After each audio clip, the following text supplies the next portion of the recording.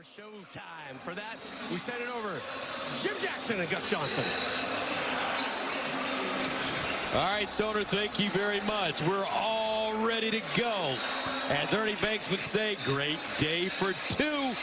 Our first game of the evening, it's the top seed, Red Storm, against the Marquette Golden Eagles. Gus Johnson along with the All-American Jim Jackson. And Jimmy, Rick Pitino, in only his second year, 28 wins, a conference regular season tournament title, and a #1 seed in the tournament, and the player of the year, and he's a coach of the year. What else could you ask for? But this is not enough for the St. John's team or Rick Pitino. He's been preparing his team all year for this kind of environment, and that's what you get from a coach like him. He's hard, he's tough, demanding, but he understands his young men. That's why they're successful. As for Marquette, they lost a heartbreaker to this St. John's Red Storm team 6 days ago. They're looking for a little payback. They are, but they were right there. Listen, they competed on the glass. They got out-rebounded on offensive glass 19-17. The problem is Marquette only had 10 points off of those 17 offensive rebounds. If they can compete in that area and finish, this is a totally different game.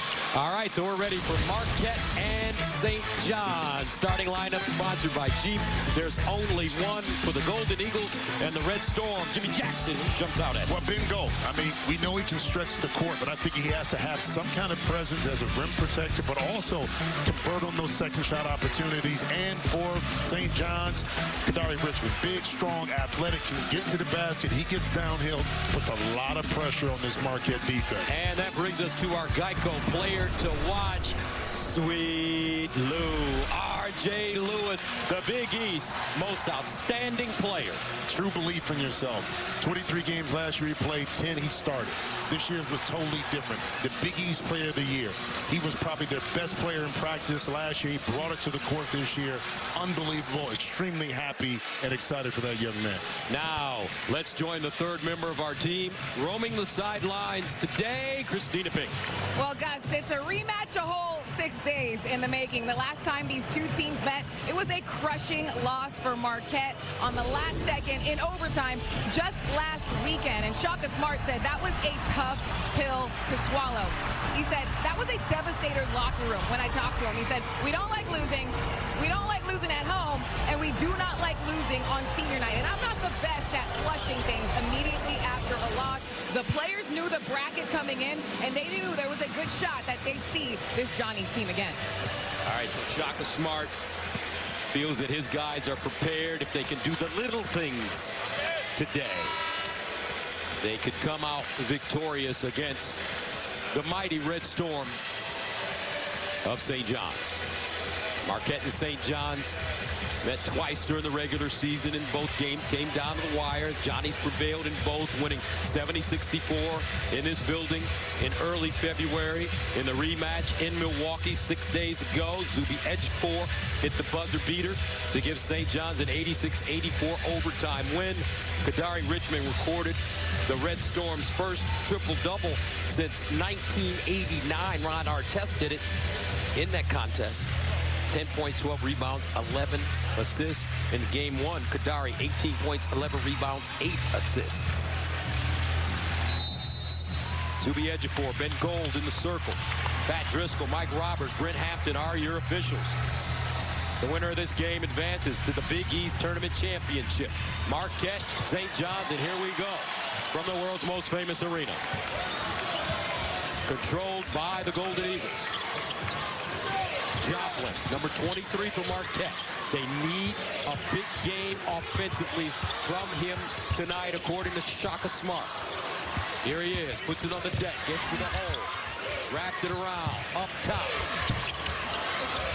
And the first shot of the day for Cam Jones, rims out of bounds, Red Storm basketball. But great rotation by St. John's on the back line, but an excellent find from Joplin to Jones, and that's how you want to attack this St. John's defense.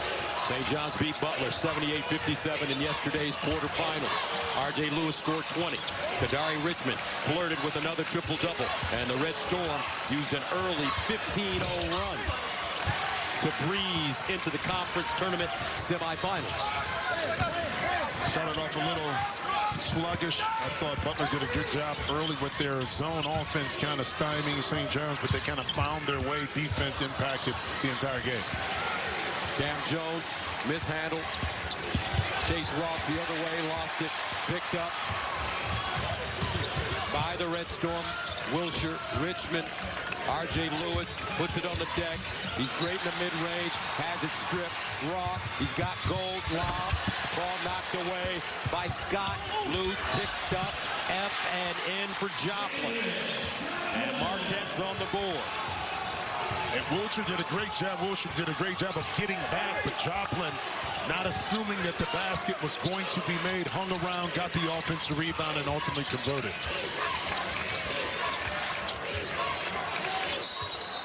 And a whistle. Rick Pitino in only his second year, folks. 28-4, 18-2 in the Big East. Their 4 losses by a combined 7 points. The Godfather. Man, oh man, this is what he does. Rebuilds programs and gets them to championship levels. Coach of the year in the Big East Conference. Richmond, double teamed on the sideline. Lewis, 15-footer off the heel. Yeah, I like that trap right there. Kind of caught St. John's off guard, but Lewis found the gap. Just wasn't able to knock that in. Stevie Mitchell. Inside, spinning on Richmond, knocked away, picked up by Ejiofor. That second turnover, you're trying to go one-on-one against this tough St. John's defense. It's a tough task. Lewis, double bump on the baseline, no. And it squirts out, picked up by Kadari Richmond, new shot clock. Richmond on the deck, 15-footer, off the bounce, no.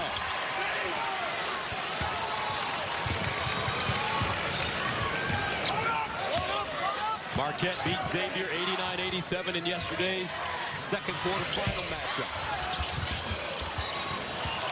In that game, Cam Jones had 28 points and went over 2,000 points in his career, and the Golden Eagles overcame a 14-point deficit and hit enough free throws down the stretch to advance.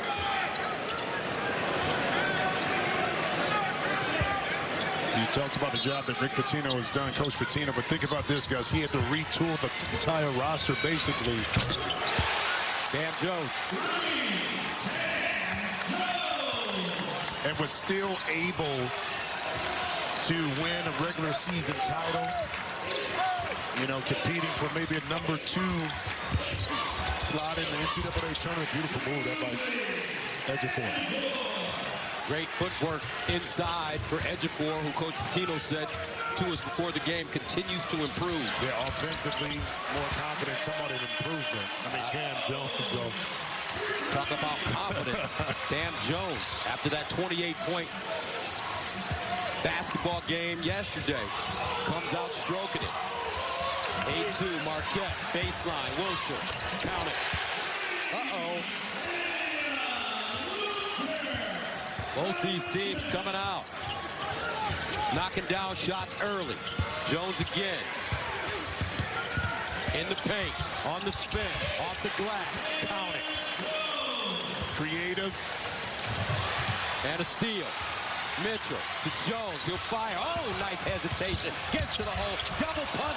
Scoop. And in with English.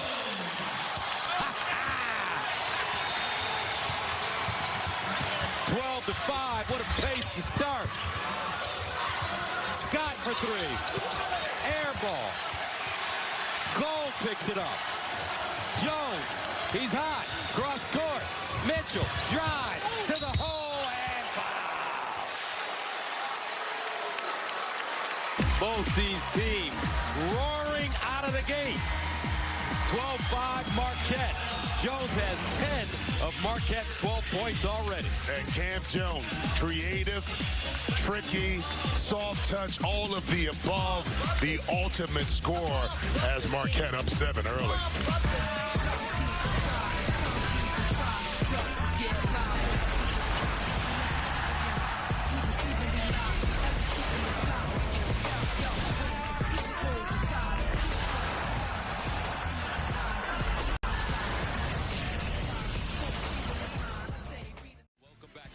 City, Midtown Manhattan, the site, the world's most famous arena, the mecca of basketball. 12-5 Marquette with an early lead in a 1 versus a 5 matchup. And so far for Marquette, Killer Cam has been going to work. It's the reason why he's had 60 points total in the last 2 games, because he's multi-dimensional with his offensive arsenal, whether that's getting to the basket, shooting the jump shot here, just going up and under. But look at the carom and the spin he was able to utilize off the glass to get in. You're talking about somebody that's ready to go. In his last game against St. John's, 32 points, 9 rebounds, 7 assists. For him, that wasn't enough because they came up short. Jones now 49 straight games with 10-plus points, the longest active streak in the NCAA. Young man from Memphis, Tennessee. You're talking about player development, the growth in his game offensively over the years has been incredible and a pleasure to watch. Stevie Mitchell at the line, 16 in the quarterfinals against Xavier. In 31 minutes, 5 steals. He's one of the best defenders in the country. Yeah, you gotta be careful with your wallet around this young man. That's right. He's so good. And we're in New York City. He will pick your pocket clean. That's right. He might be a friendly bump. Like, oh, excuse me, my man. I didn't mean to bump. And next thing you know, he's eating a nice dinner on you.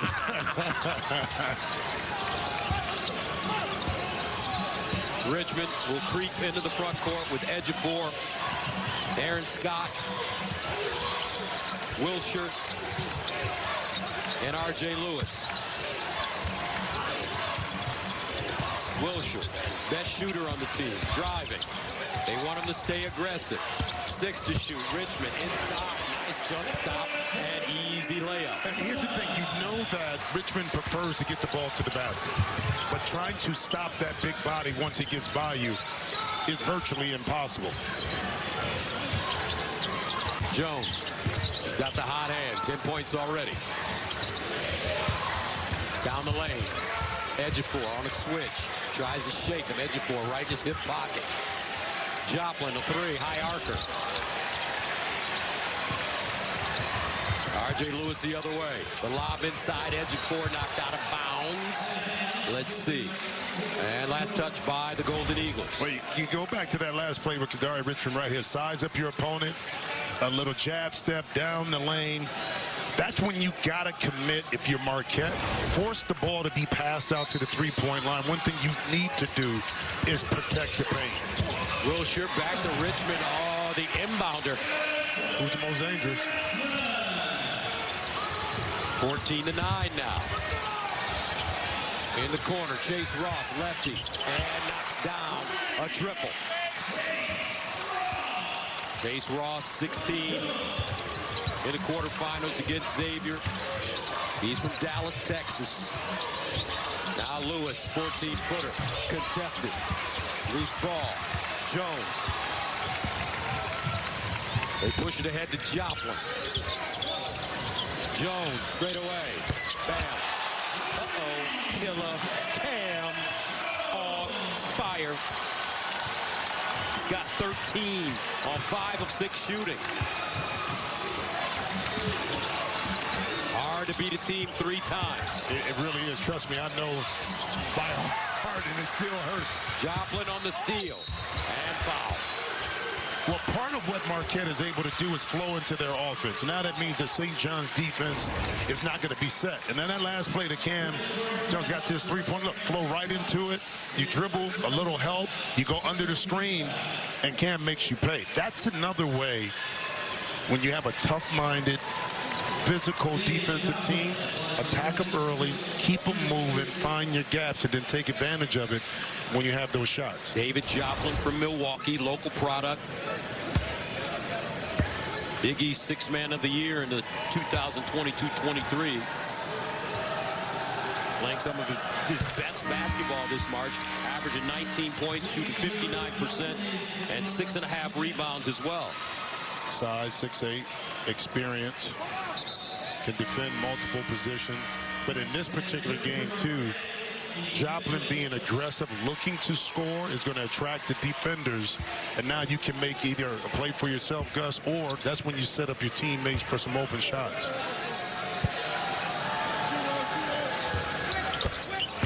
And he gets the second. 8-0 run now for the Golden Eagles, 22-9.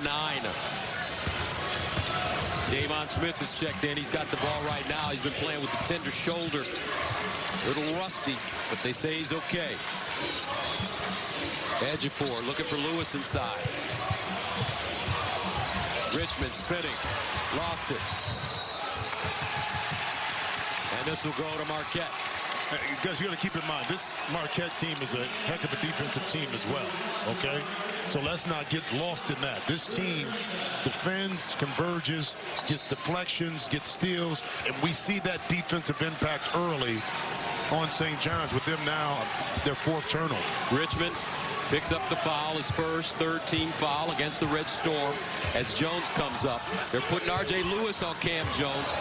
It's a gamble because they don't want R.J. Lewis to get into foul trouble. Yeah, and you know, you want to play aggressive, but you got to play smart. Here's a switch, Ejiofor guarding. Mitchell. 7 to shoot. Joplin looking for somebody. Inside. And that time, it was Lowry unable to convert on the other end. Ejiofor can't get the tip jam. Save into the hands of Mitchell. Joplin around the world, off the glass, straight away and in. Largest lead of the game now for the Golden Eagles. 10-0 run. 24-9. Number 1 seed, St. John's in trouble in the first half. Fadeaway, and it's good for Aaron Scott. Joplin will take a 3.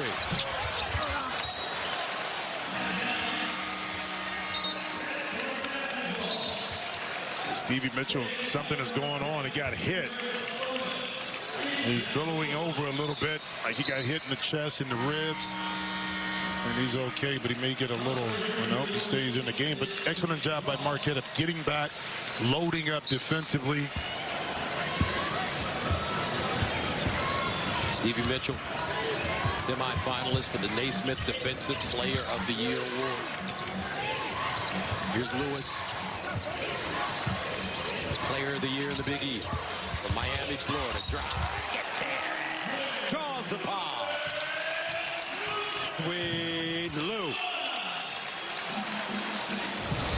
R.J. Lewis up top, and then using his size to get by Chase Ross right here. Look, and even with his size being taller, he got lower than Ross, which allowed him to turn the corner. The backside rotation wasn't there. Felt a little contact. You know who he reminds me of? Who's that? R.J. Lewis? You. Has anyone ever told you that? No. I mean, he's rugged like you were. Nah, he is, man. Physical. Doesn't score as many points as you did. What do you have, about 23 a game? Yeah, but you give him another year. Right. If he chooses to, he'll be right there in the 23, 24. Let's hope so. Nah. For purposes. us being a little selfish, wanting to see him. Should have seen him at his folks at the press conference when he was awarded the Big East Player of the Year award, and how emotional it was. How he thanked his parents, his dad, his mom, Coach Pitino, his teammates. St. John's, Ross. Rebounded. Lewis. Inside, nice seal. Ejiofor, easy. Milk and cookies. 8-0 run for the Red Storm. Here they come. 24-17. Jones. Yo-yos. Ross. And it's stolen away by Aaron Scott. He loses it. In the front court, Joplin. Drives on Smith. Looks like he traveled. And he did. 11:15 to play first half. Up and down they go. Marquette with the 24-17 lead over the Red Storm. Game 1 of the quarterfinals at the world's most famous arena. These two teams playing for a berth in the Big East Tournament Championship game.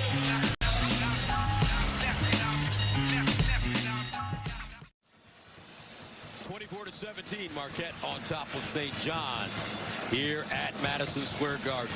Let's check in with Christina Peak, who moments ago spoke with Coach Pitino. Thank you, Coach. Cam Jones with 13 points in the first few minutes here. How do you guys get a handle on him? Well, he's shooting the ball about 6-7 feet behind the line, so you got to give a lot of credit to him. He's a great basketball player, but we're okay. We don't panic. We've been through this before. All right, thank you. Gus? All right, thank you very much, Christina. And look what Rick Pitino has done, Jimmy. He knows how to turn around programs. But look at it. Never under 500 in year one, first of all. And then the jump in the second year. And again, this was a different rebuild at St. John's because he basically had 10 new players, okay? And look at what he's been able to accomplish. You talked about R.J. Lewis. His father, Reggie, when he was going to leave UMass, said, you need to go where Rick Pitino is at because you need the discipline and somebody that's going to push you. And look how much that's paid off. He didn't run from the discipline like a lot of young men or parents may do. He accepted it, and now it's paid off huge. And what Coach Pitino told us in the locker room, he said, great players want to be coached. Yep. And R.J. Lewis is a great young player, still developing. Davon Smith, ball knocked away, picked up by Aaron Scott. Smith, that tender shoulder, it's his right shoulder. Edge of four, pump fake, dribble drive, kicks down. Scott, short. Offensive rebound, edge of four, Davon off the heel. Offensive rebounding, big for these two teams. Yep, and St. John's 5 offensive rebounds, but for Marquette, 0 points, second chance points thus far off of those rebounds. Cam Jones. Mitchell, nice burst, gets to the hole, can't lay it down. Lewis the other way. Mismatch inside, at the forward, Mitchell trying to find him. And a steal, Joplin. They threw it right to him. 6 turnovers for the Red Storm to start. Under 10 to go. Cam Jones, herky-jerky with the dribble. Awkward, he's a lefty. Now Ross. Joplin explodes, wraps it around. Baseline, and Mitchell buries another jump shot.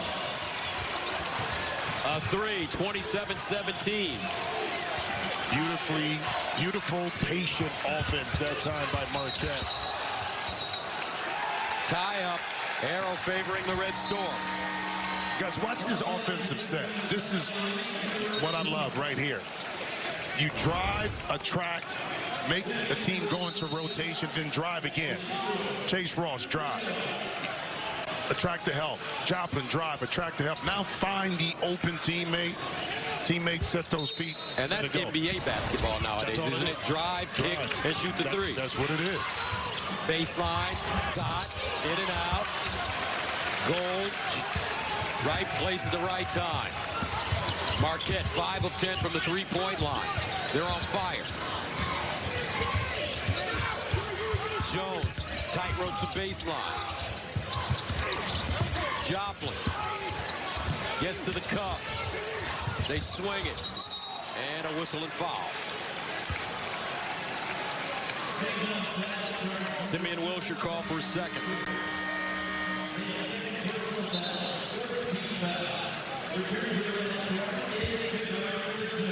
Richmond back in. 14 fouls against the Red Storm at the 9:03 mark of the first half.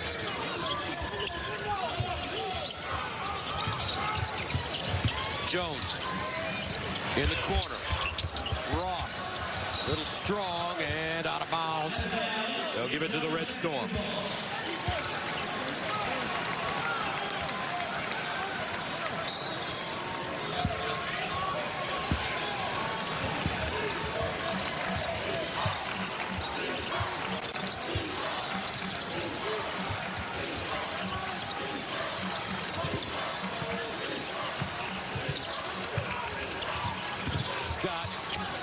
Ejiofor and a reaching foul. Looks like it'll be Ross as he picks up the second. Let's take a look at the bracket. This is the big picture. The winner of this game will advance to the Big East Tournament Championship game tomorrow, and they will take on the winner of our next game between UConn and Creighton, which should also be a barn burner. And at this point, this is what it's all about, and it's a matter of toughness, mental preparation, but also weathering storms when you're not playing well to keep yourself in the game, give yourself a chance to win. Baseline, Lewis. Rebounded, Richmond. And one. Kadari Richmond just snatching down that ball off the glass. He's got 6 points and 5 boards already. Yeah, well, the shot goes up. It's hard to relocate a body. Richmond does a great job of getting on the inside of Lowry and using that big frame to keep him off, and that's the first basket for St. John's off of an offensive rebound. And he's been compared to an Oklahoma City Thunder player. Lou Dort. Lou Dort. Remember, Lou Dort came in the NBA, struggled shooting. But where he made his money was locking people up on the perimeter defensively, and they're built a lot alike. Only Kadari Richmond is bigger. He's 6'6". Lou Dort is 6'4". Yep. And Kadari plays a little bit more with the ball in his hands. So you talking about a comp set, and can you make it at the next level? Except being a defensive player, work on your offense. But he's still got some work to do here at St. John. Sub coming in for Marquette, Royce Parham, freshman from Pittsburgh. Joplin out of the game. Baseline, Jones. Batted around, picked up. R.J. Lewis, outlet pass to the front court, Ejiofor, power dribble off the glass, and no. Trey Norman, call for the foul, his first. 16 fouls now against Marquette. Well, listen, Zuby Ejiofor is going to get the ball, but it was Smith who ran the court, and he forced that time Trey Norman to make a decision on which side of the court he wanted to lean to. Devon Smith, by running hard, Gus, opened that pass up for Zuby Ejiofor. Zuby Ejiofor, the Big East's most improved player, only had 4 points against Butler in the quarterfinals. Played 26 minutes, 7 rebounds. But he's the heart and soul of this team. Yep. Marquette is led by as many as 15. Now the score 27-22. St. John's reeling them in as we approach the 8-minute mark of the first half. Jones, can he keep the hot hand? Yes, he can. Killer can. Hey, Gus, don't you like answering your own question? Yes, sir. Lewis tried to step through and foul.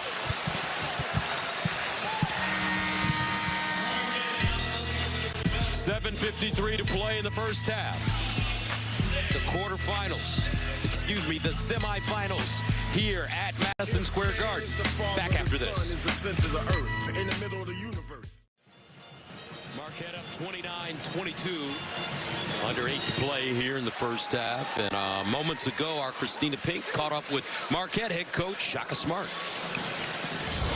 Thank you, Coach. You talked to us about the physicality of the game, trying to limit their second chance points. You've only allowed 2 so far. What have you seen from that aspect of it? That's a fight out there both ways. There's a lot of fouls that aren't being called. They can't call every one. So, you know, the team that wins is probably going to be the team that fouls the most without it being called. Thank you, Shaka. Turn. I don't know what to say about that. But it's some truth in what he said, though, because the officials understand that these are 2 physical teams and that all contact is not a foul. Right. Why you still like Hey. Yeah. All right, Coach. Okay. I got you. Maybe he's sending a message, you know. Well, I tell you what, the officials in this tournament have been doing an excellent job. The play has been fluid, rhythmic, harmonious, no bailouts. Yeah. And with 2 teams like this, you don't want to penalize two physical defensive teams by calling everything. Now you disrupt the flow. The obvious fouls you have to call, over contact you have to, but you want these young men to be able to dictate the outcome of this game by themselves and how they play. R.J. Lewis joining three-time winner Chris Mullen and Walter Berry as the Big East Player of the Year coming out of St. John's.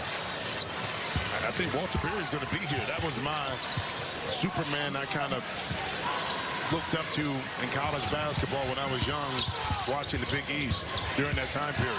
Jones, teardrop, short. Nice rebound. Kadari Richmond. He'll bring it up the floor with the left hand, gets to the bucket off the glass. Kadari Richmond with 9 on 4 of 5 shooting. And just like that, after being down 15, St. John's down 29-26. Here comes the crowd, Gus. Mitchell.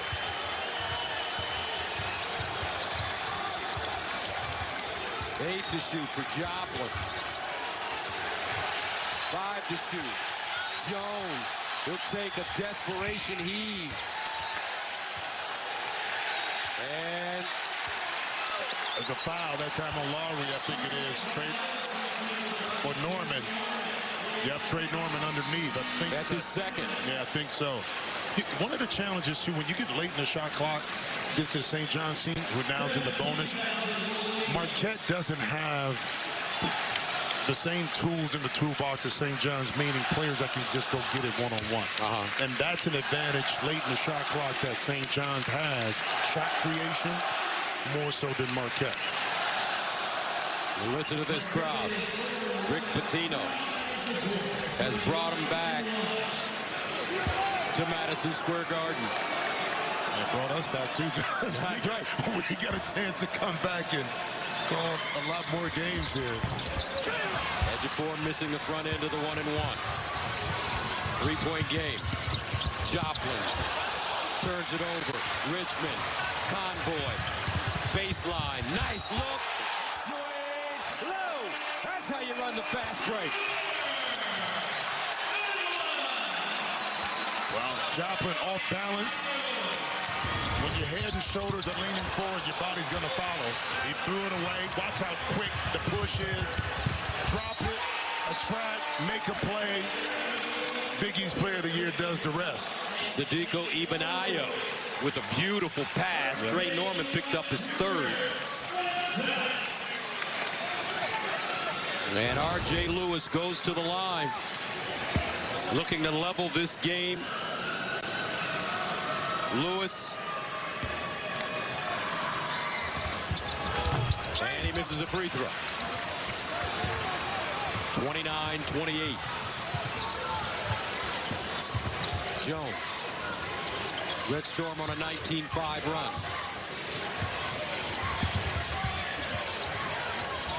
Parham. In and out. Ibenayo with the rebound. Red Storm can take the lead on this trip.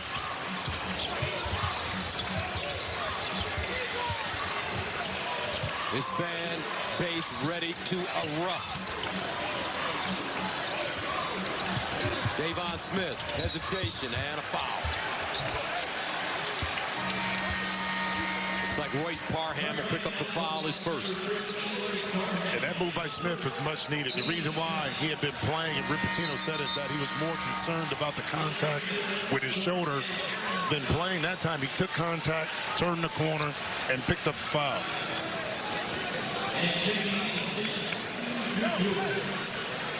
So Davon Smith, well-traveled basketball player. He's played at Utah, Georgia Tech, and Mississippi State. Now in Queens with the Red Storm. Sound like my pro career. Had 3 points against Butler. That snapped the streak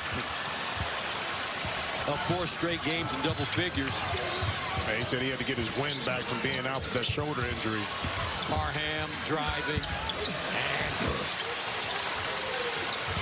And Parham's got great size, 6'8", 230. His first bucket, 31-28. Yeah, a little zone defense right here, employed by Shaka Smart.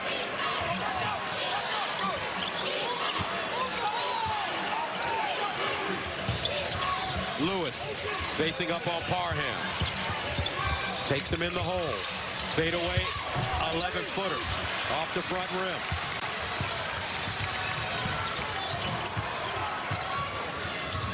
Baseline Ross. Now Lowry, 3.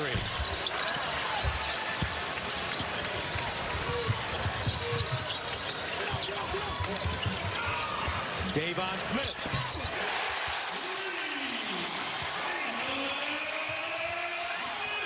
.31 up. 5 minutes to play. First half. Ross hanging in the air and banks it down. No call. Well, good straight up and down, but that's the early attack against this St. John's offense that we saw from Marquette at the beginning of the game that paid dividends for him.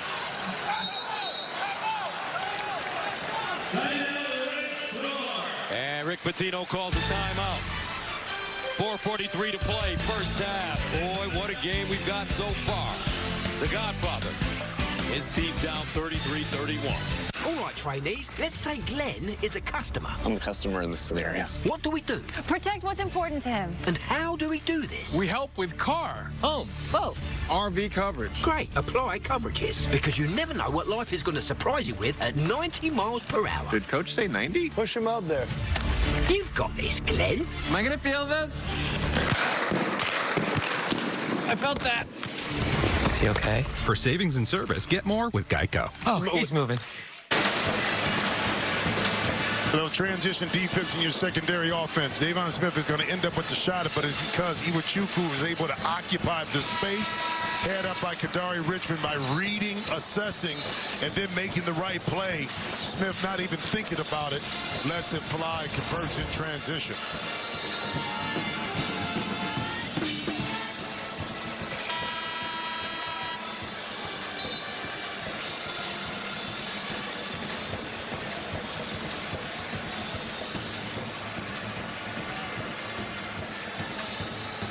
So much intensity in the eyes of these young men in a game like this. It doesn't get old, guys. There's something about this building, this atmosphere, and then when you have a local team like St. John's that's kind of juvenated the fan base, there's something electric about it, man. It really is.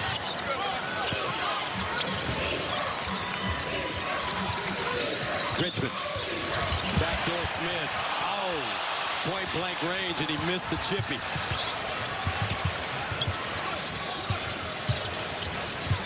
Parham. And out of bounds as Zayd Lowry steps on the baseline. That's 6 turnovers for Marquette.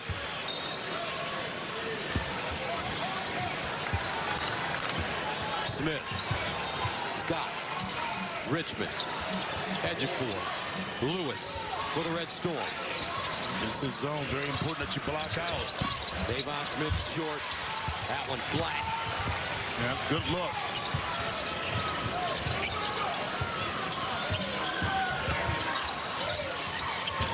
Stevie Mitchell.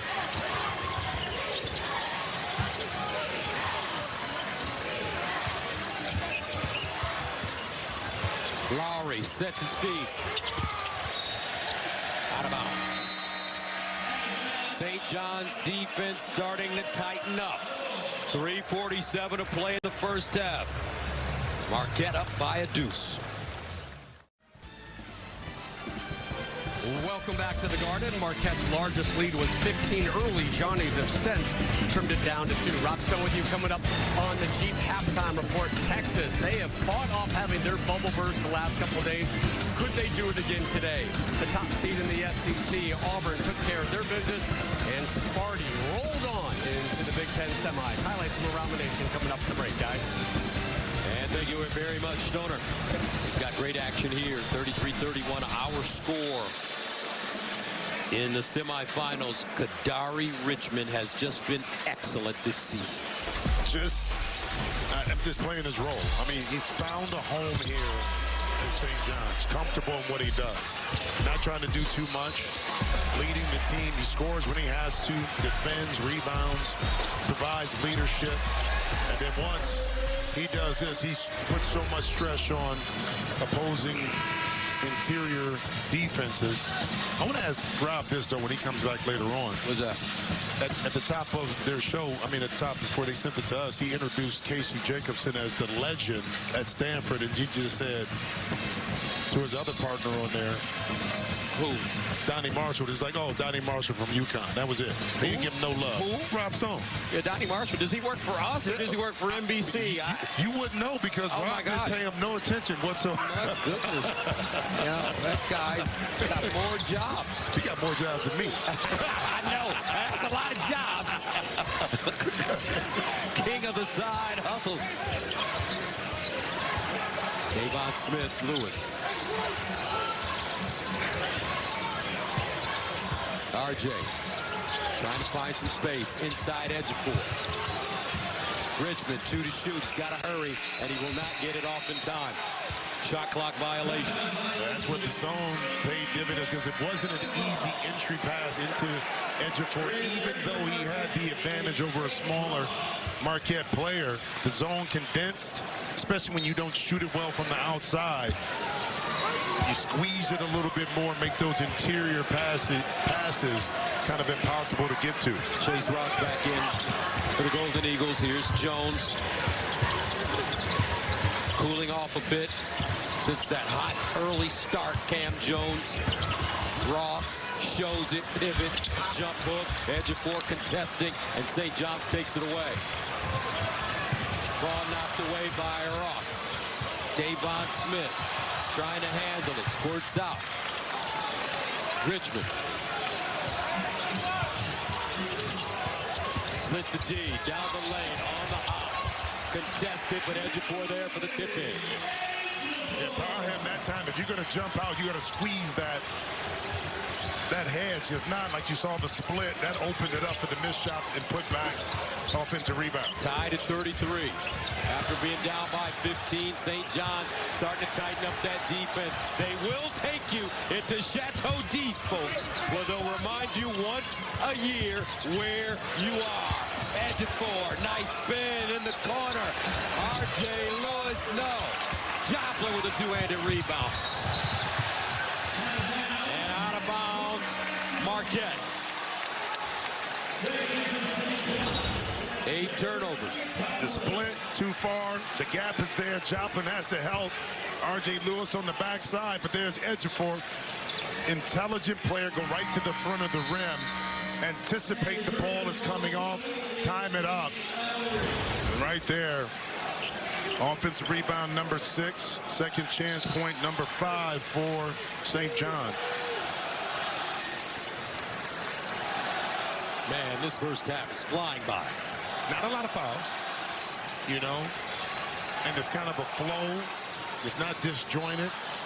Some probably ill-advised turnovers, but a lot of it has to do with the pressure being imposed by both teams. Consistent officiating as well. Yep, and you know that's what you want. You know, if a foul is not going to be called on one end and some contact, it has to be consistent on the other end as well. Pat Driscoll, Mike Roberts, Brent Hampton, another terrific trio working this game.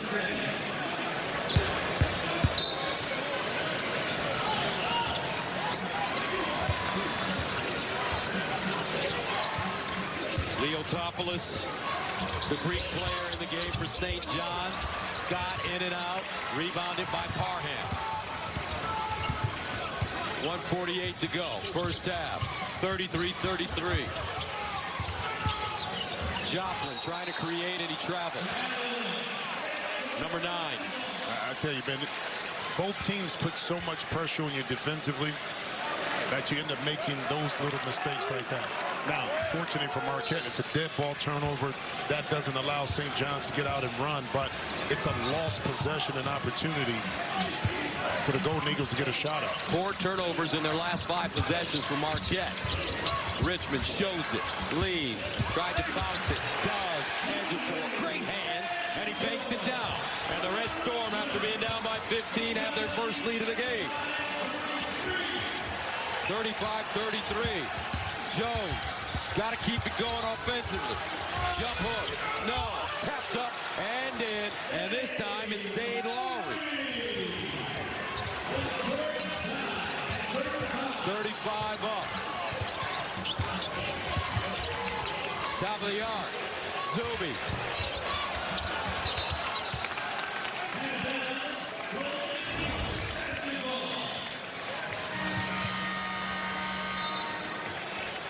This little pick and roll action here is able to fall in.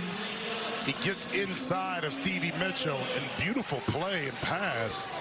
Not a great angle. And Ejiofor right here, you don't really need the help. But when you do that, you open yourself up to an offensive rebound, and finally Marquette able to get a little bit of their own, an offensive rebound. And Jones fouled. Looks like Leotopoulos called for the foul. His first 16 fouls against the Red Storm. Think about it, too, as physical, you said this, the flow of the game, as physical as both of these teams are, you know, St. John's is not in the penalty yet with regards to putting Marquette at the free throw line, as physical as they play. So the key is, too, if you're going to play physical defense, how can you do that and accomplish that without fouling and putting your opponent to the free throw line? I asked Rapp that question yesterday. He said you got to make good decisions on defense. And use your body and not your hands, not reach, especially at the end of the shot clock.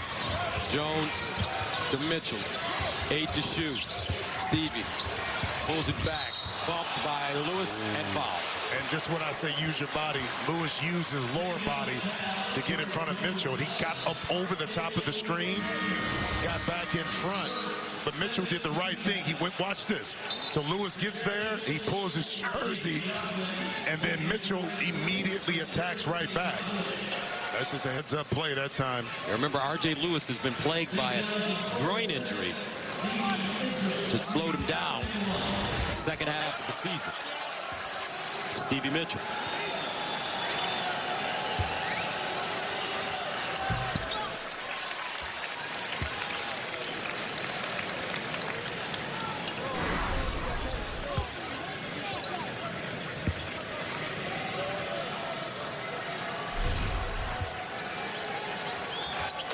And the second one goes.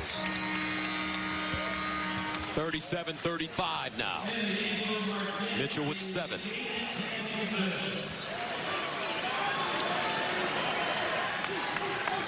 Parham out. Caden Hamilton replaces him. Redshirt freshman from Santa Maria, California. Where's number 35? 20 seconds to go. Game clock and shot clock about the same. Here's the weave. They'll get into it with under 10 to go. Richmond. 7 seconds. Richmond inside. Leader, no. Lowry with a rebound. And that's the end of the first half. Marquette raced out to a 15-point lead on the strength of Cam Jones. He had 13 points in the first 6 minutes. Cooled down a little bit. St. John stormed back on a balanced offensive production, attack, and solid defense. And, you know, Marquette shot 45% in that first half overall.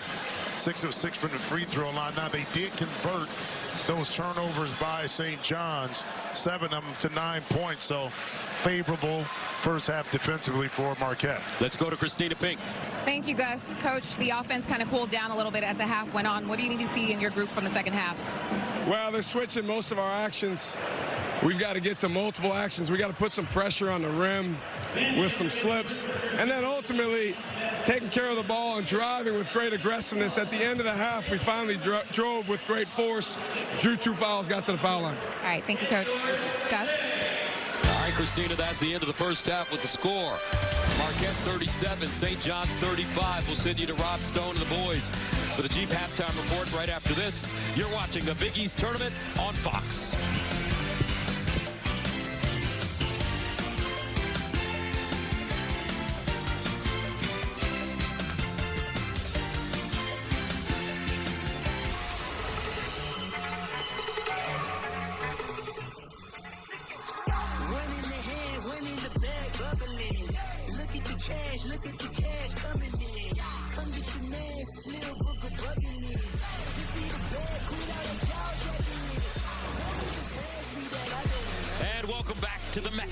Marquette with a 37-35 lead over St. John's as we head into the second half.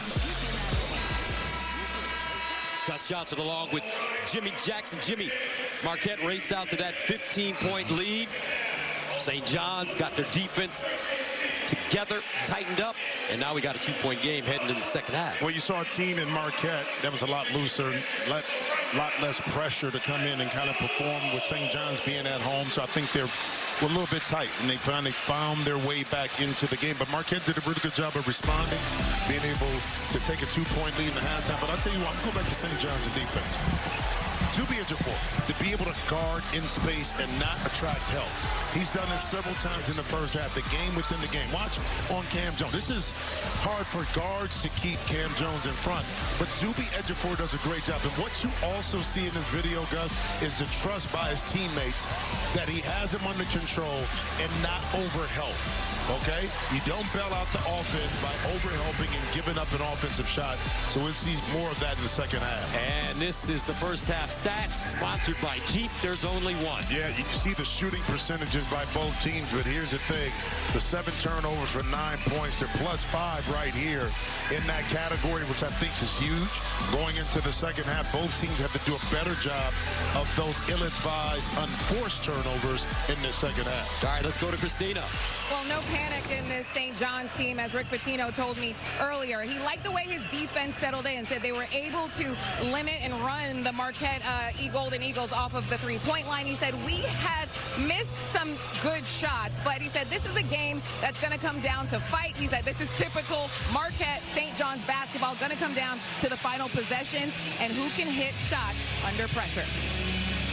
Then I asked Coach Pitino, are you looking ahead at all to maybe winning that tournament championship? He said, no way. Marquette is one of the toughest teams you'll play this season. Well, they kind of mimic what St. John's does defensively. Limit what you do, take away some of your strengths, be able to convert a lot of times off your miscues as well. Jones, Gold, Ross, Mitchell, Joplin on the court for the Golden Eagles.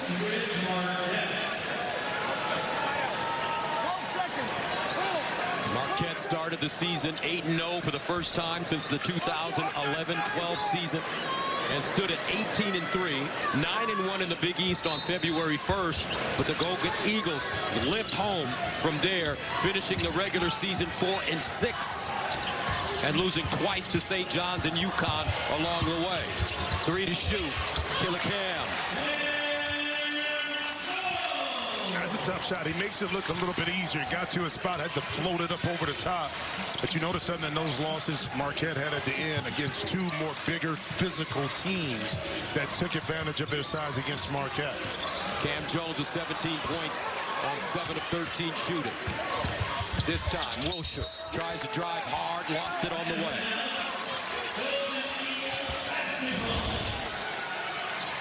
As a scorer, you want to be patient. You don't have to rush the situation. Little hesitation, gets by R.J. Lewis and just floats it. Again, left hand right over the top, caught R.J. off guard. In the corner, Joplin, deep jumper. Batted around, R.J. Lewis with a rebound.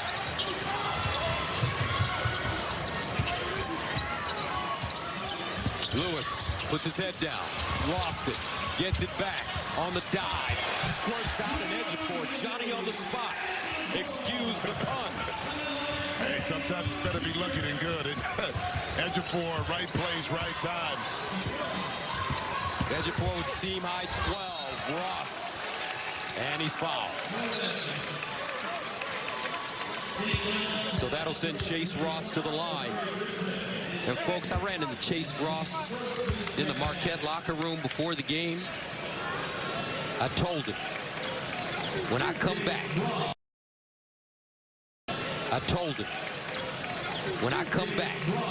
in my next life, I want that body. Wow. 6'5", 205, cut out of Mount Olympus. Football player. He's built like a running back. Defensive end he could be at 6'5". He comes from Dallas, Texas, man. So you already know football is ingrained in his blood.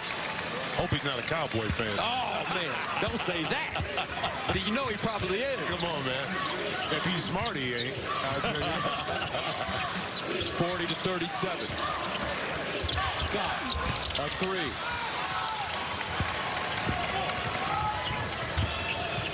Cam Jones the other way. Still got the hot hand.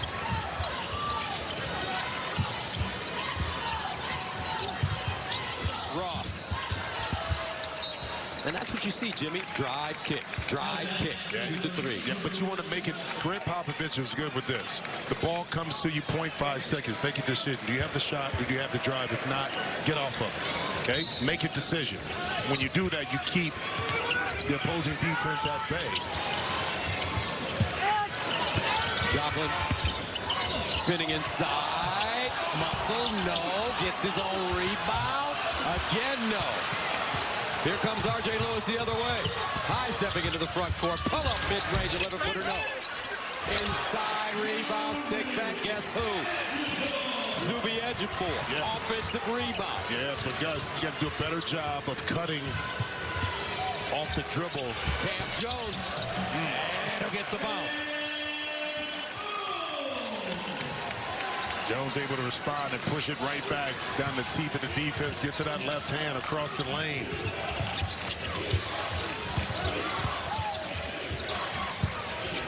Scott again. This time he buries it. And a collision in the paint. Ross and Ejiofor. It may be a 4-point play here because this foul is called.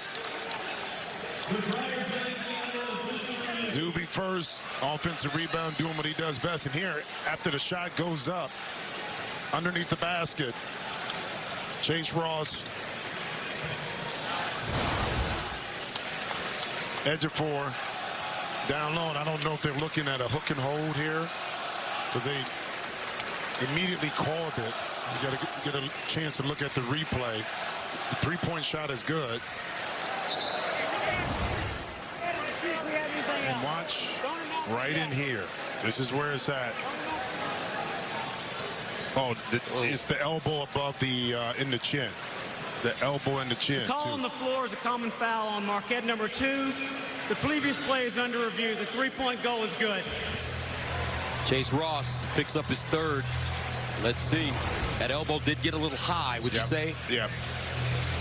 And again, 9 out of 10, it's not on intent, but the action itself that prompts the officials to take a look at it and assess whether it's a common foul or a flagrant one. What do you think? Got to take another look at it because if it's excessive and not a basketball play, it will be upgraded to a flagrant one. Here it comes again, folks. Take a look. What do you think, folks? Yeah, physical play. Keep that left elbow right there. Now, that may be a flagrant. Just because of the extension and the push, again, above the shoulders. And, you know, Chase Ross trying to do any and everything to keep Zuby Ejiofor off the glass. You know that. But that arm got a little too high. So I wouldn't be surprised. Zuby Ejiofor, 6'9", 235. Chase Ross, 6'5", 205.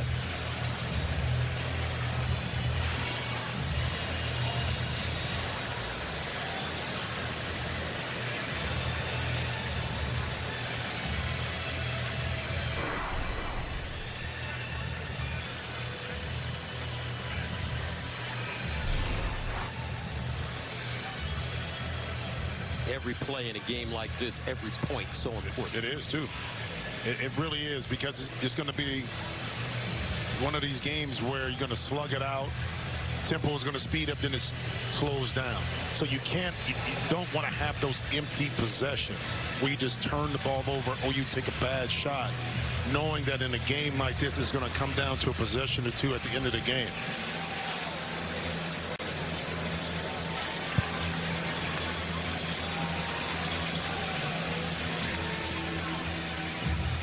Pat Driscoll, Mike Roberts, Brent Hampton, your officials.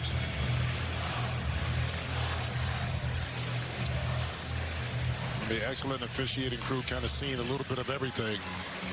So when they're taking time like this, is to me may indicate that it's much more than just a common foul. They're taking this much time to kind of sort through that exchange.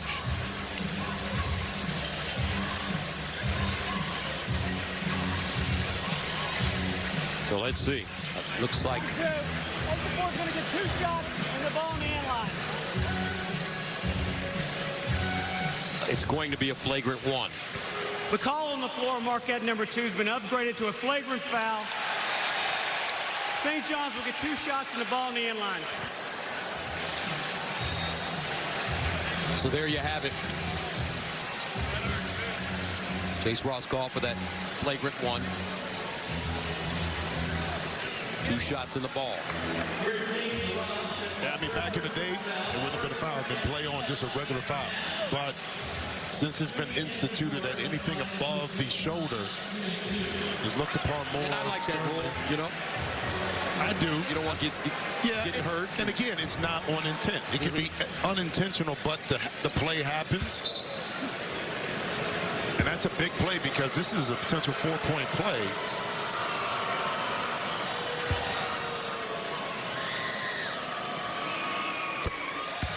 There, now you got a chance to make actually it a 5-point play right here. Just remember this, bookmark that when this has happened. 17-13 remaining in the second half.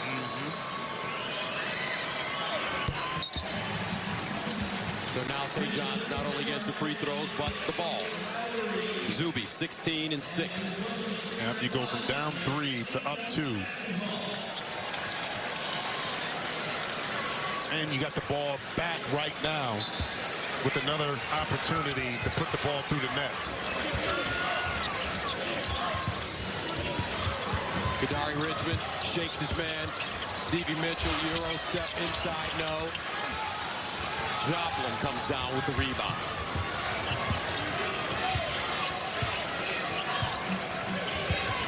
Marquette has missed their last 8 threes. Cam Jones. Gold, he can shoot it. Passes it up. Lowry to the bucket and glides in for the easy 2. Almost turned it over nonchalantly, but Lowry did a great job of attacking the defense off the swing, not settling for a 3-point shot. 5th tie of the game. R.J. Lewis has been quiet offensively as of late. Gets to the hole, and now he's speaking up and 1. Well, let's go back, Marquette. Swing, you talked about the attack, Gus. Able to get to the basket. R.J. Lewis kind of just flies by. Really didn't put a body in there. Then R.J. Lewis, not to be denied here. Taking the contact, finish it off the glass.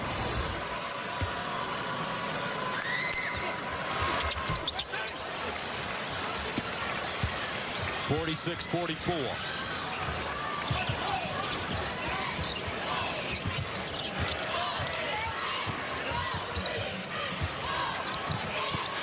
Jones, straight down the lane, held it high, and draws a foul.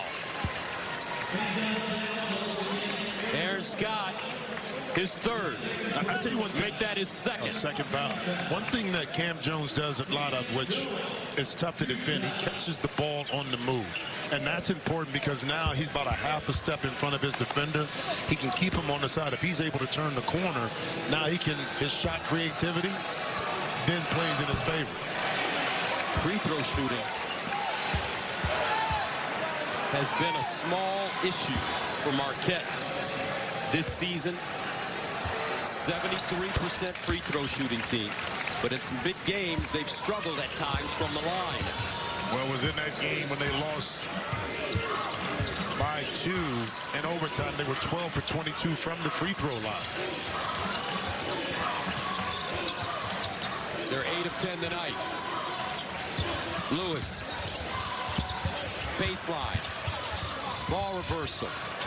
Wilshire off the bounce. Good. Largest lead of the game now for the Red Storm. Marquette is led by as many as 15. Stevie Mitchell deep. Defense tightening up. Marquette getting a little shaky. Another big time jumper. This time Aaron Scott. Timeout, Golden Eagles.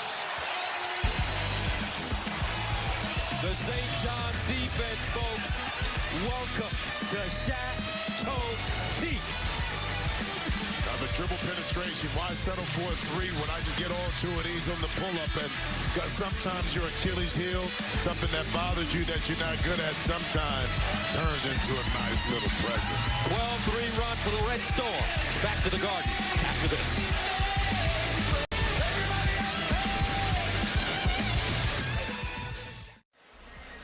51-45, Red Storm on top of the Golden Eagles here in the semifinals. Let's go to Christina Pink.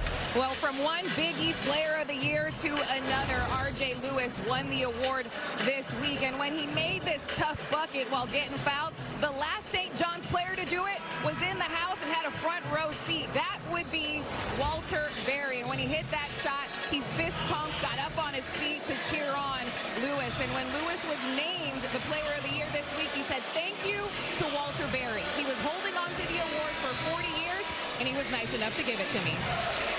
Walter Berry, man, he brings back such fond memories of watching Chris Mullen and Walter Berry play for Coach Carnesecca, going up against Patrick Ewing and John Thompson in Georgetown and Pearl. Remember, he transferred in and immediately set the Big East on fire. Think about this. So we know Paul Pierce as what? What's his nickname? Paul Pierce is I forget, what is it? The Truth. No, no. Walter Berry was the first one with that nickname at St. John's. Good story. Good history, Jimmy Jackson. Come on, man. I still got the VHS tapes of the 86 VHS, what's that? Tournament championship. Joplin drives. Rejected. Picked up. Scott. R.J. Lewis and foul. That defense for St. John's. Sweltering. Yeah, you can really shut your water off, man. Gotta pay that water bill, man. They come to tell you that the truth will be revealed. Walter Berry. 51-45, St. John's. And this week, members of the St. John's squad visited Memorial Sloan Kettering Cancer Center here in Manhattan.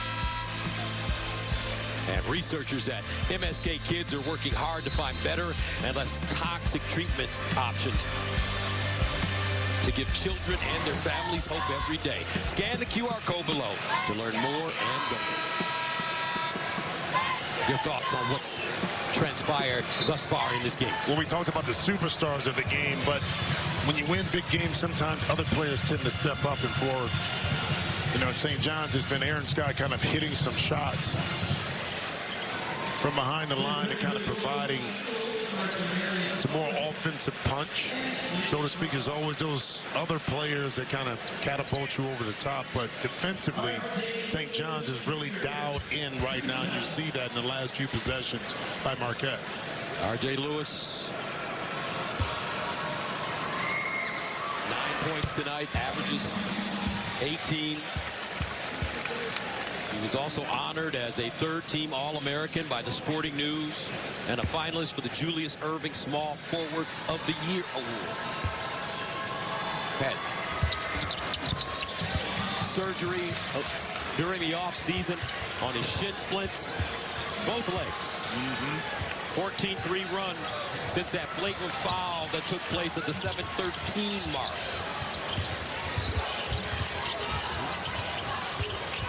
Jones to Ross, looking. Ross leaves his feet. Jones contested three. Rims off. And Marquette turns it over, but they get it back. What a sequence. Jones, a three. Richmond.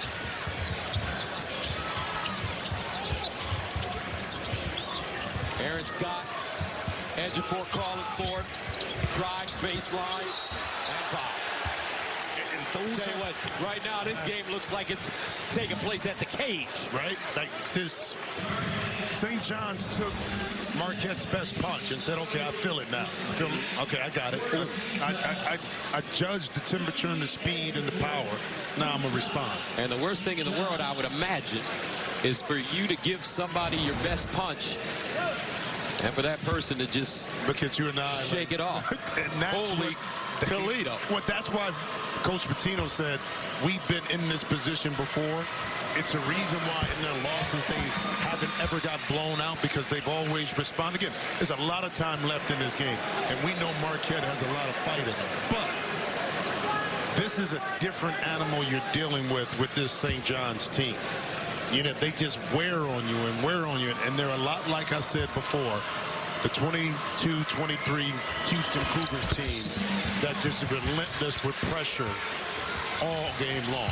Tell you what, you look at this St. John's team and you think of Nolan Richardson when he was at Arkansas and the 40 minutes of hell.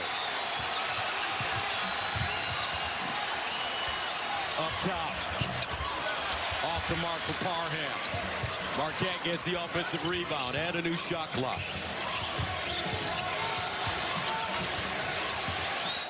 And a whistling foul up top, R.J. Lewis. A little too close. Another opportunity for Marquette. Excellent job of extending their possession by getting their fifth offensive rebound. Now get another chance to make something positive happen offensively here. Marquette has missed their last 12 threes. Incredible perimeter pressure by the Red Storm. Jones, drive. Oh, herky-jerky. And that's how you do it. You respond back. Much needed basket. That ends a 16-3 run.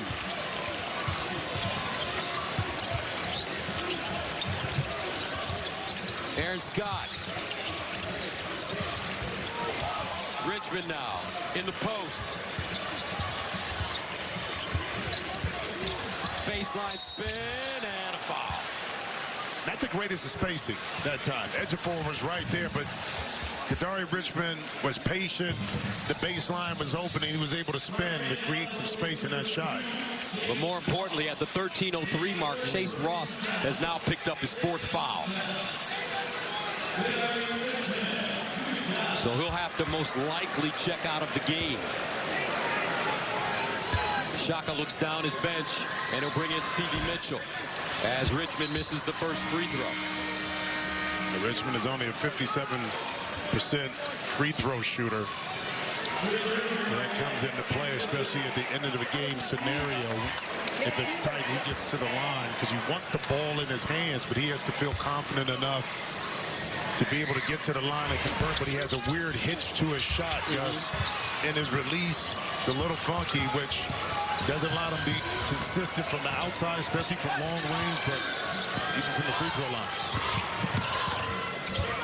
Parham tried to explode on the baseline, cut off, double team, and turns it over. R.J. Lewis, and he is tackled. First down! Cam Jones, his third. The beauty about this double team is this, Gus. The ball comes out the same side. And you say, well, why is that important? Because if it skips over, now it's a 2-on-1 on the weak side, and now you got to rotate. If you're a really good defensive team and you double team, you want to force that pass to stay out of the post on the same side, and now you're not caught in the rotation. You can just get back to your guy.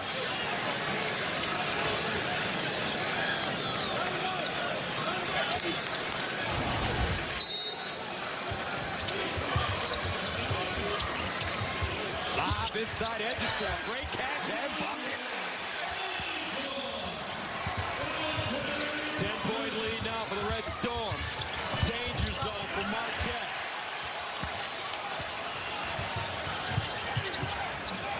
Richmond. Baseline, RJ projected by Joplin. No, make that Lowry. Mitchell, and a foul. Now it's starting to get physical out there. Both teams selling out defensively. And watch Rick Pitino. He's going to draw up this play, and watch how much open space is over here for this pass for Ejiofor inside. And that's just like the specialty play outside of the offense itself. Kadari Richmond be able to get it over the top. But where Ejiofor was at, he allowed the ball to be able to be thrown enough that it didn't take him out of position to lay it up once he received it.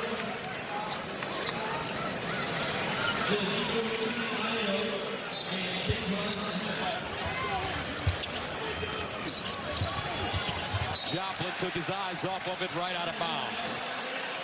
13 turnovers for Marquette.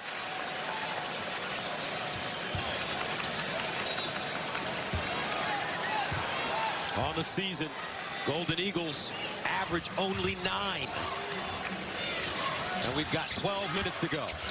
Inside, Scott tried to reverse, no. Joplin, outlet pass. Gold, not looking to shoot at all.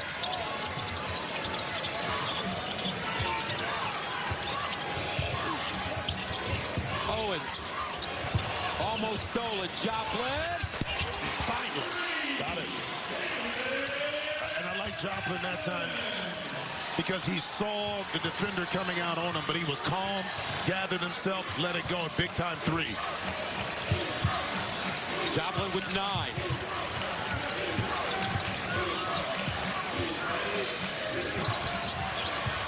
Even Ayo on the court for the Red Storm. Where's number 2? Ball kicked. And a timeout on the floor. Starting to get physical at the Garden, folks. These teams understanding what's on the line. A berth in the Big East Tournament Championship game tomorrow from the Mecca.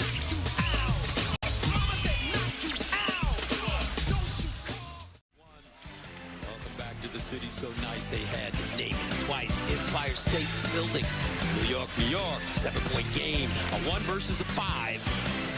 And moments ago, we had a chance to catch up with Rick Pitino inside the hut. Your rotation, we're up 10, and you give up a 3 there. Got to dig in harder now. Well, it's attention to detail. So what you're up 10. You want to make sure you get up more. And the rotation was over that time.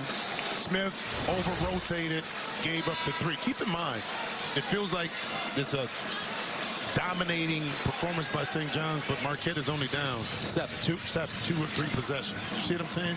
They get multiple stops. With 11-19 With 11-19, they go get multiple stops. And what Shaka said, can we get out in transition and get easier baskets? You're right back in this game. Davon Smith back in the game at point guard. Ejiofor a 3. Out of bounds. Last touch by Marquette. Let's go to Christina. Yeah, you certainly saw the urgency from Shaka Smart listening to that last huddle. He said, guys, the aggressiveness we had for the last 90 seconds, that's how it has to be against these guys. Being physical, fighting for rebounds. He said, we have to continue to fight. All right, Richmond holding it up high. Smith on the baseline. Tight ropes, elevates. No, but a foul. And this may be an offensive foul. It is. And now this zone did slow down the St. John's offense in the first half. And the offensive foul against Ejiofor. And let's watch the back end of this here. He and Ben Gold here. Now this could be a hook, and he let it go. So good call by the official that time. Right there, the hook. Now he didn't bring him down and let him go. That could have been a hook and hold on Ejiofor.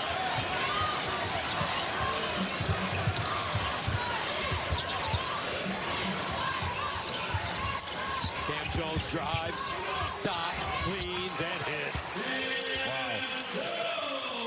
He's got 24. Masterful, Gus, and that's against Ejiofor, who's bigger. Did a great job of guarding him in space, but once again, Cam was able to get by him, duck up underneath, and be creative with that little floater inside. He had 28 yesterday, 24 now with 10:28 to play in the second half.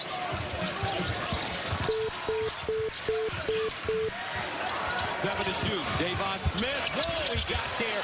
Rejected, however, by Zay Lowry. Lowry now, baseline. Here's Jones. And a whistling foul on the floor against the Red Storm. Marquette scrapping. And they are, and that's why that shot in transition is not a bad one.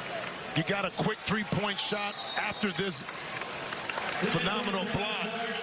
Now you're able to get an offensive rebound to keep, and a foul to keep the possession alive. 57-52.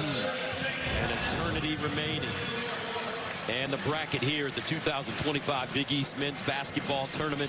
The winner of this game advances to the championship to take on the winner of our next game between UConn and Creighton. Creighton down big yesterday to DePaul. But that man, Ryan Kalkbrenner, brought him back. Monster game for the 7-footer. And man, is he showing some skills. He's rim protector, and he can step out now and hit the three. That's a $150 million shot. Hey, but you see, too, and you were on the call, of course, shot clock going down, he put it on the deck and attacked the basket off the dribble. You add that component to your offense. When you're Creighton now, you have another weapon offensively that you can unleash that just makes it a little bit tougher to stop. Cam Jones, tough to stop tonight. 24 points. Golds gotta look to be aggressive. Mitchell and foul. That one will go on. Zuby Ejiofor is second. Well, part of that play right there, you talk about Ben Gold being more aggressive. 0 shots. Gotta look to score, wouldn't you think? Yes, he does, because he's so important. But by him setting the screen, you can't get a body off of him because of pick and pop. That allowed Stevie Mitchell to turn the corner by having that action with Gold. Ben Gold's a 37% three-point shooter. He hasn't attempted a shot in this game. And he's been open. Well, St. John's did a really good job, too, of closing close to Ben Gold, forcing him to be a passer instead of a shooter when the ball gets rotated or kicked back to him.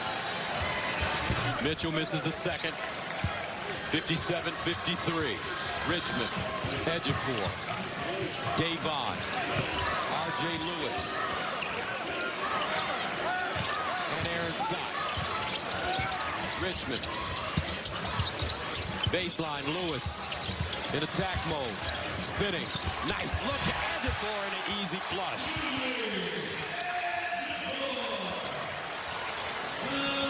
.22 points for the Edge on 8 of 12 shooting.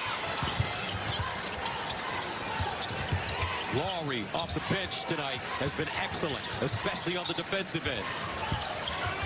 Ball knocked away by Lewis. In transition, the kick. Smith. They switch sides. Lewis, tightrope in that baseline, draws a double team. Davon wraps it around. Look at the ball move. Aaron Scott, an offensive rebound. He collides with Mitchell. Richmond inside. The kick, Lewis. Diagonal pass. Lowry, head of steam, and a blocking foul on the baseline. I'm going to go back and play it to St. John's against the zone. Basically, by patience, turned this more into a one-on-one opportunity for Lewis to help Combs. Excellent pass inside to Ejiofor. Then in transition, great pass, advanced pass up ahead by Cam Jones to get it up to Lowry. Davon Smith picks up his second foul. Yep. Zay Lowry from Springfield, Missouri, 6'5", 200 pounds, sophomore.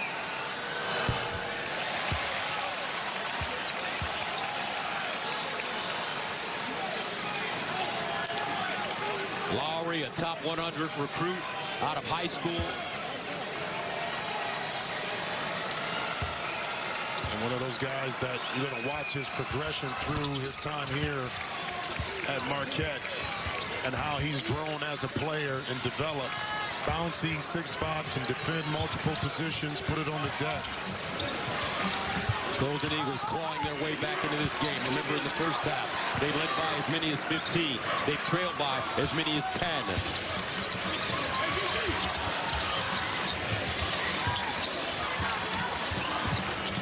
Davon Smith. Lewis, 6 to shoot. Pulls it back, rises. Squirts out, Joplin. Snares it. Killicam. Taken away by Davon Smith. 15 turnovers. Edge of the edge. Zuby.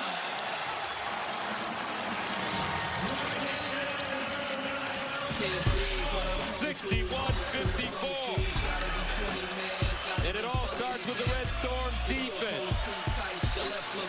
As the heart and soul of this team, Zuby Ejiofor finishes. Red Storm playing great basketball. 61-54. 61-54, St. John's leading Marquette in a 1 versus a 5 game. The winner of this game advances to the Big East Tournament Championship game, where they await the winner of Creighton and UConn. But right here, Zuby Ejiofor, he is playing excellent basketball this season. It's amazing to watch him play. And I'm not talking about from the skill set perspective, Gus. It's his relentless motor. Whether that's on the defensive glass, running the court, second shot opportunities, he just has a motor that allows him to kind of will his way and force his opponents on their heels, but also galvanize his teammates. You think about it, the grass is not always greener on the other side. What I mean is he leaves Kansas, a blue blood program, and sometimes that grass can turn into weeds. Zuby has scored the last 8 points for St. John. But it did. I mean, look at the progression he's made as a player, as an individual, on and off the court, since he made that decision to come be under the tutelage of Rick Pitino. He's got 24 points, 4 away from his career high in a semifinal game in the Big East Tournament. Talking about playing your best in the biggest moments.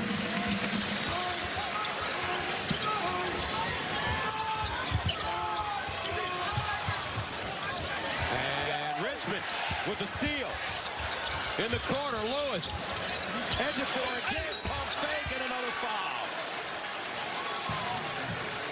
Let's go to Christina. Yeah, Zuby Ejiofor practicing what he preaches. Saw some nice leadership in that last huddle. He said, guys, this is the time in the game where every play needs to be the right play. We have to dig deeper, get stops, get out and run more. Listen, Coach Pitino told us a little bit about the last game they played Marquette and they were down. It was close. He said, imagine this is the Elite Eight or the Sweet 16, the last few minutes of the game. We have to win it. And so he kind of put his team in a mindset, in a position to treat it like a one-and-done game. And that's how they've been able to respond in pressure situations throughout the season. 64-54, the lead back up to 10. Gold.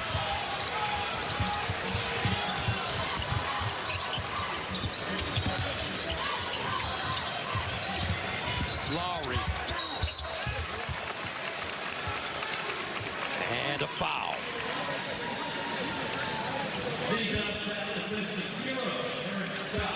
So Aaron Scott called for the foul, his third.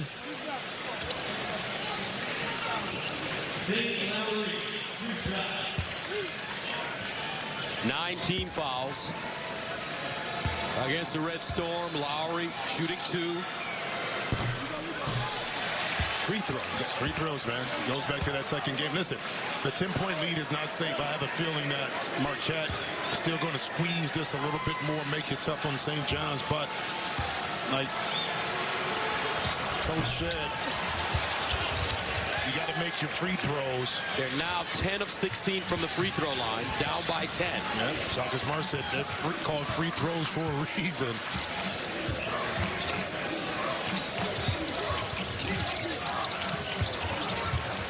Lewis driving, Euro, tried to squeeze it in, no. Goal with a rebound, stayed in bounds. Outlet to Joplin.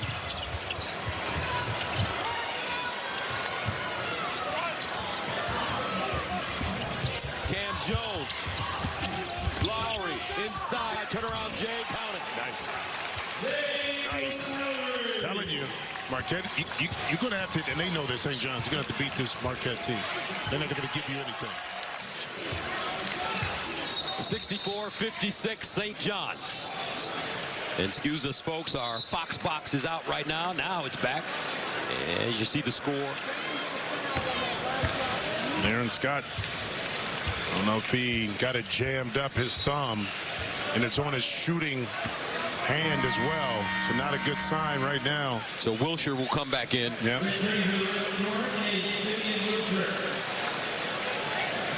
Scott being tended to on the St. John's sideline.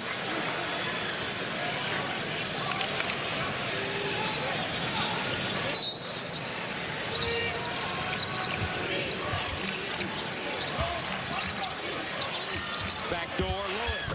Bam.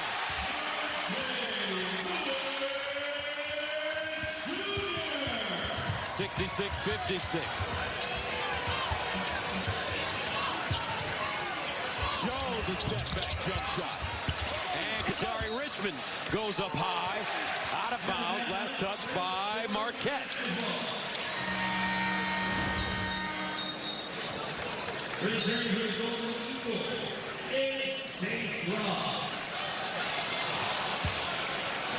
Doesn't take much. You know he's in pain right there. I mean, done that before plenty of times, Gus. Thumb, finger. Dislocated something. Yeah, or just jammed it up. Wilshire. Ejiofor. Smith breaks to the ball. Stop and start. Inside, Ejiofor. Spinning. Dream shake. Akeem would love it. He's got a career-high 29. 68-56. Largest lead of the game for the Red Storm. Joplin. Long rebound. Smith digs it out. Peels it back. Look at this team. Kadari Richmond. Nice deal. Went to the edge. Red Storm rising. 70-56. 5:26 to go in the second half.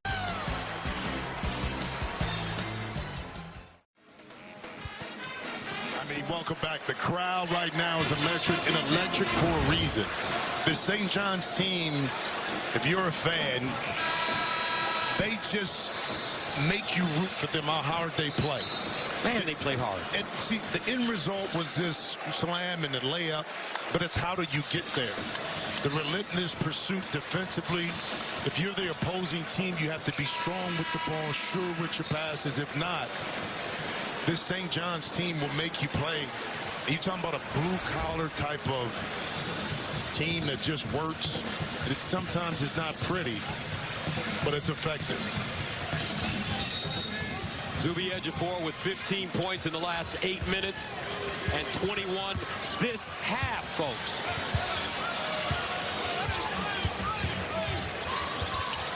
Joplin. Ejiofor with the rebound. He's got 8 rebounds.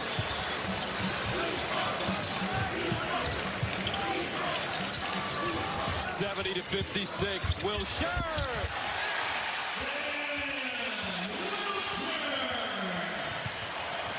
72-56, and just like that, St. John's, they were down in the first half by 15.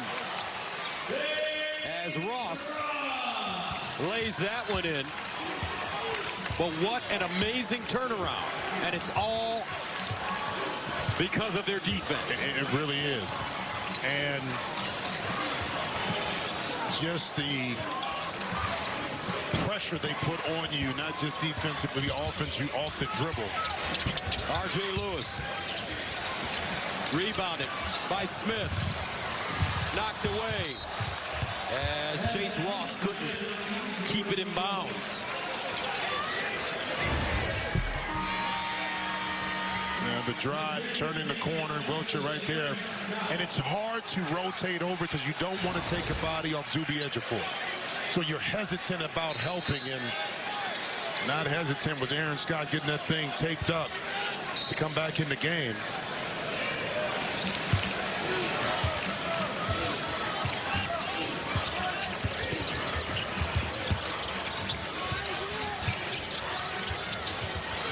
Richmond. Double pump. Oh! Chaplin goes down awkwardly. Woo, that looked dangerous. Hopefully he is okay.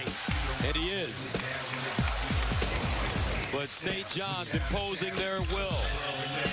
Led by their Hall of Fame legend. Red Storm. Under 4 minutes away for playing for it all. I take advantage until the crowd go bananas. What a rush I hit. We welcome you back to the Garden. St. John's now 3 minutes, 59 seconds away from their 6th ever Big East Tournament Championship game. Rob Stone back here with you, and coming up after the buzzer, the winners will join us live on set. We'll also get you ready for semifinal number 2, how UConn can defend their tournament crown, plus highlights from around the nation. We'll take you to Tobacco Road and show you how the Cooper flagless Dukies are doing against Carolina. Also, guys, we'll show you the sights on how Maryland is just dismantling Illinois tonight. Boys. All right. Thank you very much, Rob. What a night. 3:59 to play. Game summary sponsored by Progressive. Get slam dunk savings today. It's, you know, the shooting percentages are down, and that's in the favor of St. John's because they're able to do this right here. And a lot of that damage is done off of drives, second shots, getting out in transition. See Zuby Ejiofor, what he's doing, he's the recipient of a lot of those exchanges where it's a drive, rotation, drop off, either layup or dunk. You know, can Marquette figure out a way here? 14 points. Meanwhile, a foul on the floor. Ben Gold. He picks up his first. 9 team fouls against Marquette. Can you get this lead and cut it in half by about a minute and a half left in this game? Give yourself a chance, but you can't send St. John's to the free throw line, and that time Kadari Richmond able to knock in the first one.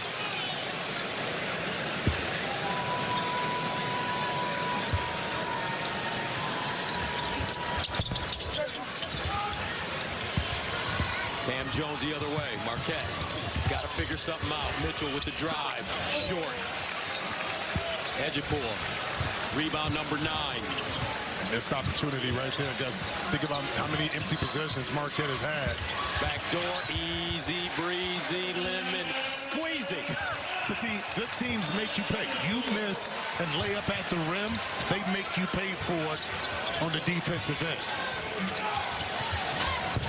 Long jump shot, long rebound. Wilshire, head up, looking for a teammate. Lewis will take his time. And listen to this St. John's crowd. Richmond on the drive to push off and squeezed it in. What a night for Kadari Richmond. 11 points, 9 rebounds, 6 assists, 3 steals. St. John's just overwhelming Marquette. Parham. And another rebound for Kadari Richmond. And they just come at you in waves. If it's not R.J. Lewis beating you off the dribble, Kadari Richmond, Davon Smith, Welcher, you just got multiple guys who just attack you.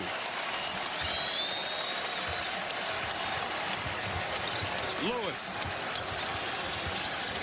Probing. Welcher crosses over, 20-footer. 2:12 to play. Mitchell. High and in. And make sure you finish that one. Left one short at the front of the rim. Last time he had a chance, that one smartly used the backboard. But this is where they need to anchor in right now. Hunker in is getting stops consistently here. And St. John's tries to eat up the clock. Lewis spinning inside, gets to the hole. Ross hands it off. Mitchell bumped by Wilshire and foul. 1:35 to play. 77-60. What a turnaround. St. John's down by as many as 15 in the first half. Now up huge. Yep. And they're 1 minute and 35 seconds from advancing to the conference tournament final. But it never felt like they were out of it. I mean, Marquette played extremely well at the beginning. But you knew at some point St. John's was going to wear on you. So the thing is, do you keep the game within shouting distance so when you make a run, now the pressure now extends to your opponent? I think we saw a little bit of that. Marquette responded, but then ultimately this St. John's team, too many body blows throughout the course of this game. And once their hands got down to protect those blows, it was the uppercuts, straight rights. And the thing about body blows, I've called over 32 world championship boxing matches and mixed martial arts fights. You don't notice the body blows until you notice them. Right. Good point, man. That's what Joe Frazier told me that. Right in there. Yep. That floating rib.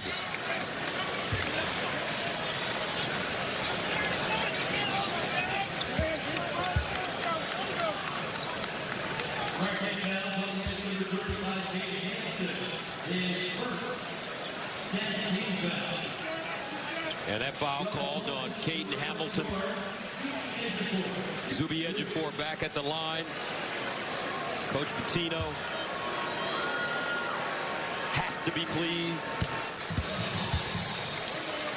Zuby has now set a St. John's Big East tournament record with 32 points. He also has 9 rebounds. What a game. Zuby Ejiofor from Garland, Texas, transferred from Kansas. Has had his career high this season against Kansas. 24 points prior to this game. Excuse me, against Kansas State. 24 points. But guys, that's where the transfer portal provided a young man an opportunity to get better, to play, and it's worked out well for not just him, but for the program here at St. John's. Baseline, Davon Smith. Nice rebound, Aaron Scott going up high and claiming it. Wilshire, aggressive. Lowry now. 40 seconds to play. Norman. And another rebound for R.J. Lewis. And that'll do it. St. John's, about a 4-second differential between the game clock and the shot clock as Davon Smith takes his time.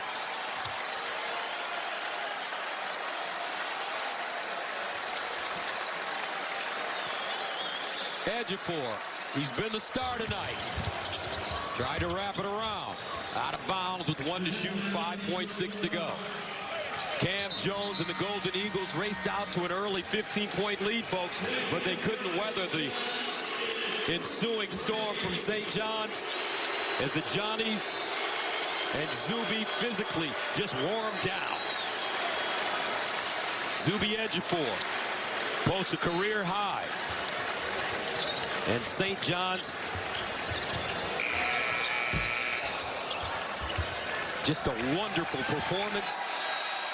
And they will advance to the Big East Tournament title game and await the winner of Creighton UConn, which is coming up next.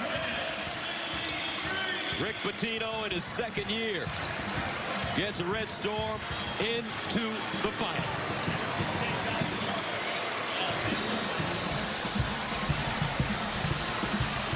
What a performance. So we advance the Red Storm into the final, the top seed. UConn Creighton next.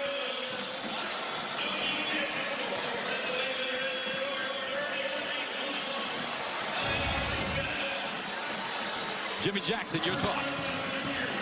One, Marquette. Can't hang your head. This is one of those things where you got outmatched by an opponent that just was bigger, stronger, faster. But you can make something happen, I believe, in the tournament with this team. And our Christina Pink is standing by with Coach Pitino. Thank you, Gus. Coach, from a team that was down 15 to winning this game by 16, you told me your group doesn't panic. Why is this group able to keep their composure under pressure? Well, we know why we're down, and we obviously make the adjustments. The players did a great job of moving the basketball, and there's no panic in this stock market. We know what we're doing. Well, you got this group back to the conference tournament game in this final for the first time in 25 years. To be the coach to do it, what does that mean to you? You know, so many things have happened 40 years, 25 years. I'm a young guy. I wasn't born during those times. So for me, it's all new. It's all great. I'm proud of St. John's, proud of the players. Great atmosphere. There's nothing better in the world than being in the semifinal game in the Big East tournament. Zuby was so big for you tonight. He has been all season, a career high for him. Why is he so hard to handle? Because he's very strong, obviously. He's a consummate team guy. Every time out, I don't even have to motivate him. He does it himself. So it's a wonderful thing to experience. He's gone from a reserve that hardly played at Kansas to a star here in the Big East. All right, thanks so much, Coach. Gus?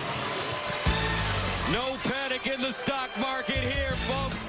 Yeah, the S&P, it's down. But for St. John's, under this man, they're up big. St. John's advances to the Big East title game for the first time in 25 years, since 2000, as they defeat Marquette. We'll send you to Rob Stone and the guys after this break. You're watching the Big East tournament on Fox.